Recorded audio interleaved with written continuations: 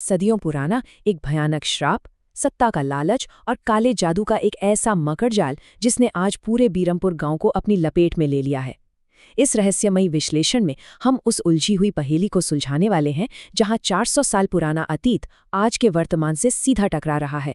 ये कोई आम घटना नहीं है, इसका कनेक्शन एक रहस्यमयी ताबूत और निशिर मोलो नाम की भटकती आत्माओं से है। तो चलिए बिना वक्त गंवाए इस पूरे रहस्य की परतें खोलते हैं और समझते हैं कि आखिर बीरमपुर में चल क्या रहा है। अब देखिए, इस कहानी का सबसे बड़ा और जानलेवा सवाल ये है कि आखिर ये 400 साल पुराना श्राप आज ही क्यों लौट कर आया है। इस खतरे का अंदाजा आप इसी बात से लगा सकते हैं कि इससे निपटने के लिए मुख्य तांत्रिक महाराज को खुद बीरमपुर आना पड़ा है। छोटे तांत्रिक की पहले ही मौत हो चुकी है और अब महाराज ने पुराने किले में अपना डेरा डाल लिया है। वहां मशालें जल चुकी हैं और उस प्राचीन खतरे की जड़ों तक पहुंचने के लिए एक बेहद खतरनाक अनुष्ठान की तैयारी चल रही है। इस पूरी सिचुएशन में एक कड़ी बहुत अजीब है और वो है मेघना। जरा सोचिए, जो लड़की इस गांव में सिर्फ मृत्युंजय अमृत का एक सैंपल लेने आई थी, उसको अचानक से राजमहल के सपने क्यों आने लगे। वो खुद को सपनों में एक राजकुमारी के रूप में देख रही है। अब ये कोई इत्तेफाक तो नहीं हो सकता है ना, मेघना का राजकुमारी बनना और उसी वक्त गांव में निशिरमोलो का फिर से जाग उठना। ये साफ इशारा करता है कि मेघना का इस गांव के खौफनाक इतिहास से कोई बहुत ही गहरा कनेक्शन है। इस कनेक्शन को समझने के लिए हमें थोड़ा पीछे जाना होगा, सीधे 1626 की उस भयानक महामारी के दौर में। और यहाँ देखिए कि कैसे एक छोटी सी घटना पूरे राज्य का इतिहास बदल देती है। होता यह है कि राज्य में एक जानलेवा महामारी फैलती है। महाराज विश्वजीत इसका इलाज खोजने पड़ोसी राज्य के लिए निकलते हैं, लेकिन रास्ते में जंगल में उनके रथ का पहिया टूट जाता है। बस यही वो पल था जिसने सब कुछ बर्बाद कर दिया। पानी की तलाश में महाराज की मुलाकात दमयंती नाम की एक बेहद खूबसूरत आदिवासी महिला से होती है और महाराज उस पे इतने लट्टू हो जाते हैं कि महामारी और अपनी प्रजा को भूलकर तुरंत उससे शादी कर लेते हैं। अपने पिता को फर्ज से भटकता देखकर राजकुमारी को खुद आगे आकर इलाज खोजने निकलना पड़ता है। पूरा 1 साल और 1 महीना। ध्यान देने वाली बात यह है कि ये वो एग्जैक्ट वक्त था जब राजकुमारी मेघालया अपना आरामदायक राजमहल छोड़कर जंगल में भटक रही थीं। जब महाराजा विश्वजीत अपनी नई रानी के प्यार में पूरी तरह अंधे हो चुके थे, तब राजकुमारी इस 1 साल और 1 महीने में कठोर महासिद्धि कर रही थी ताकि अपने लोगों को बचा सके। और उनकी ये मेहनत रंग लाई। महासिद्धि के बाद वो जो चमत्कारी इलाज लेकर आई, उसे हम मृत्युंजय अमृत कहते हैं। राजकुमारी ने जंगल में एक बीज बोया था जिसे वो रोज अपने हाथों से पानी देती थी। सिर्फ 7 दिन में वो एक हरे भरे पेड़ में बदल गया, जिससे एक हरे रंग का रहस्यमयी लिक्विड टपकने लगा। कमाल की बात ये थी कि इस अमृत की सिर्फ 3 बूंदें किसी भी बड़े से बड़े रोग को जड़ से खत्म कर सकती थीं। और इसी अमृत की मदद से सिर्फ 2 महीने के अंदर राजकुमारी ने पूरे राज्य से उस भयानक महामारी का बिल्कुल नामो निशान मिटा दिया। लेकिन कहानी यहाँ खत्म नहीं होती। अब सामने आता है दमयंती का वो सच जिसने पूरे राज्य को हिला कर रख दिया। एक दिन अचानक महल में दमयंती का रूप पूरी तरह बदल गया। वो एक खूबसूरत जवान औरत से अचानक एक झुर्रियों भरी बूढ़ी औरत में तब्दील हो गई। और तब उसने महाराज के सामने वो खौफनाक सच उगला। उसने बताया कि वो कोई आम औरत नहीं बल्कि एक डायन है। असल में डायनें जवान मर्दों को मारकर अपनी उम्र बढ़ाती हैं, लेकिन उसने ऐसा नहीं किया था।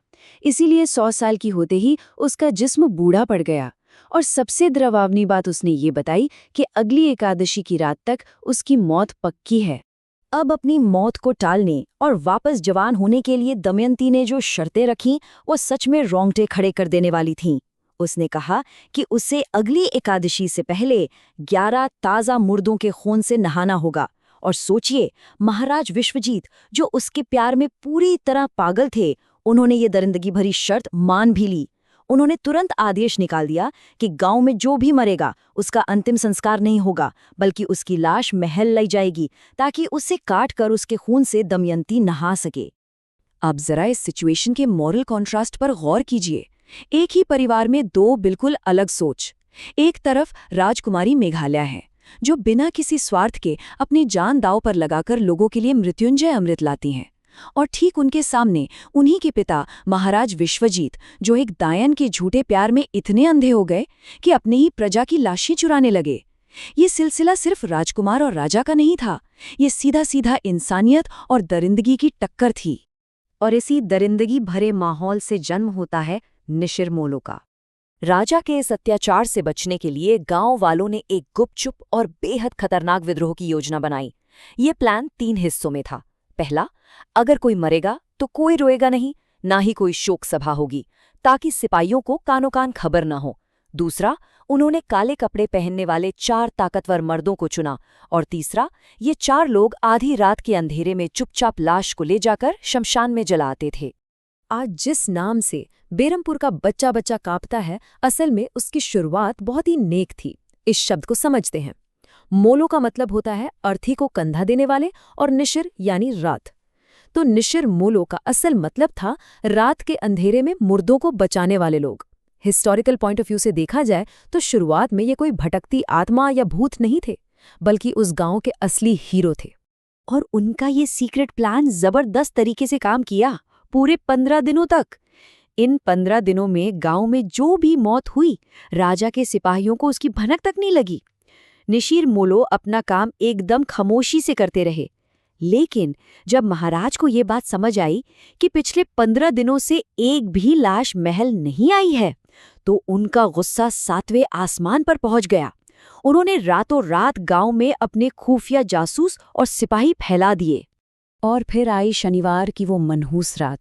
निशिर-मोलो अपने रास्ते पर थे, एक लाश को अंतिम संस्कार के लिए ले जा रहे थे। लेकिन इस बार किस्मत ने उनका साथ नहीं दिया। महाराज के सिपाहियों ने उन्हें चारों तरफ से घेर लिया। उन्होंने इन 4 निहत्थे मर्दों को वहीं बहुत ही बेरहमी से मार दिया और उस लाश को लेकर महल की तरफ निकल गए। और यही वो पल था जिसने उन 4 गांव के रक्षकों को हमेशा हमेशा के लिए खतरनाक, बदला लेने वाली आत्माओं में बदल दिया। इस घटना का अंजाम बहुत भयानक निकला। सिपाही जो लाश महल लाए थे, वो 11वीं लाश थी। दमयंती ने उसके खून से नहाकर वापस अपना खूबसूरत, जवान रूप पा लिया। लेकिन उन 4 हीरो का क्या हुआ? उनकी आत्माएं समय के एक चक्रव्यूह में फंस गईं। अचानक हुई इस मौत के कारण उन्हें आज तक ये पता ही नहीं है कि वो मर चुके हैं। आज भी वो आत्माएं अपने कंधे पर ताबूत उठाए उसी गांव में घूमती हैं, और रात में जो भी इंसान उन्हें दिख जाता है, वो उसे राजा का सिपाही समझकर जान से मार देती हैं। उनका एक ही मकसद रह गया है, मुर्दों को सिपाहियों से बचाना। तो अब हम चलते हैं अपने आखिरी और सबसे अहम सवाल की तरफ। इस 400 साल पुराने अतीत का आज की मेघना से आखिर क्या नाता है? आज के वक्त में इन आत्माओं को रोकने और इस श्राप को खत्म करने का सिर्फ एक ही रास्ता बचा है। तांत्रिक महाराज उस पुराने किले में बैठकर एक बेहद खतरनाक पूजा कर रहे हैं। उनका मकसद बीरमपुर पुराण नाम की एक ऐसी पुरानी किताब को ढूंढना है जिसे 400 साल पहले राजमहल के किसी तहखाने में छुपा दिया गया था, क्योंकि सिर्फ इसी किताब में लिखा है कि उन 4 निशिर-मोलो को हमेशा के लिए शांति कैसे मिलेगी और राजा, राजकुमारी और उस दायन का आखिर में क्या हुआ था। तो मुद्दा आकर इस सबसे बड़े सवाल पर टिक जाता है कि उस गुमनाम बेरमपुर पुराण में ऐसे कौन से काले राज दफन हैं जो सब कुछ बदल कर रख देंगे। और सबसे दिलचस्प बात, मेघना को लगातार उसी 1626 की राजकुमारी के सपने क्यों आते हैं? क्या वही वो महान राजकुमारी मेघालया है जिसने अपना अधूरा काम पूरा करने और उन निशिर-मोलो को आज़ाद करने के लिए 400 साल बाद मेघना के रूप में पुनर्जन्म लिया है? ये वाकई में एक ऐसी पहेली है जिसका खुलासा सबको हैरान कर देगा। और आगे क्या होगा, ये जानने का इंतजार तो बेसब्री से रहेगा।